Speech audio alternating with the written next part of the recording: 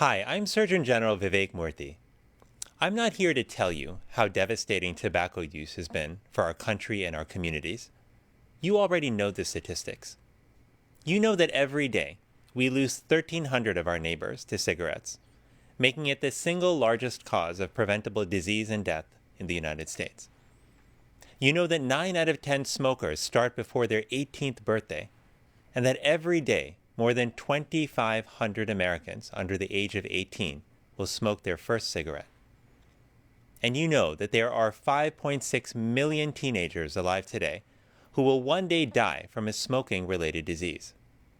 We know all this, so that's not why you've all gathered here today. You've come together because even though it's been more than half a century since the Surgeon General's office released our first report on tobacco, there's still so much work to do.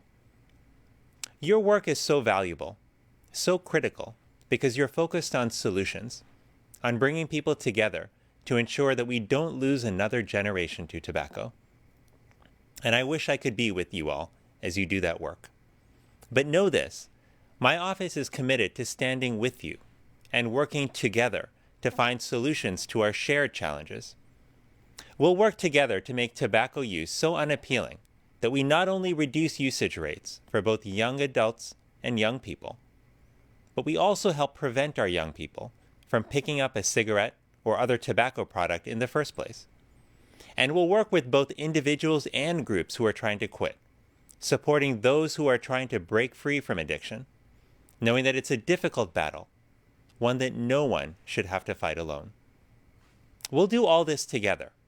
We'll work at the local, state, and federal level, and we won't be afraid to take on the tough issues including e-cigarettes.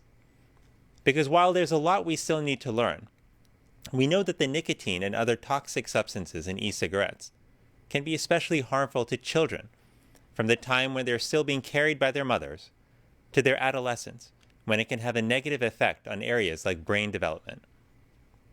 Tobacco use is one of our nation's most significant public health challenges. And there are two things we need to remember. The first is that we've made a lot of progress in tobacco control over the years. And we've done that because people like you have worked each and every day to support, sustain, and strengthen our efforts. That is progress worth celebrating.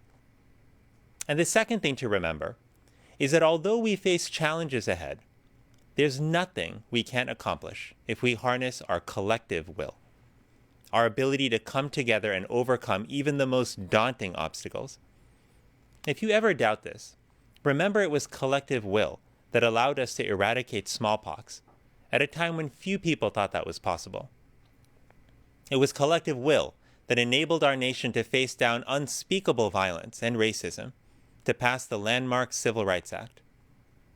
And it was collective will that 30 years ago allowed us to take on one of the greatest challenges of that time, the HIV/AIDS epidemic, an epidemic that brought out some of the worst, but also some of the best in our neighbors.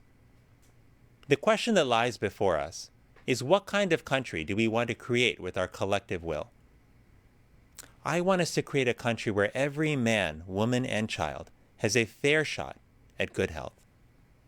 If that's going to be possible, and I believe it is, then we need to continue this fight together.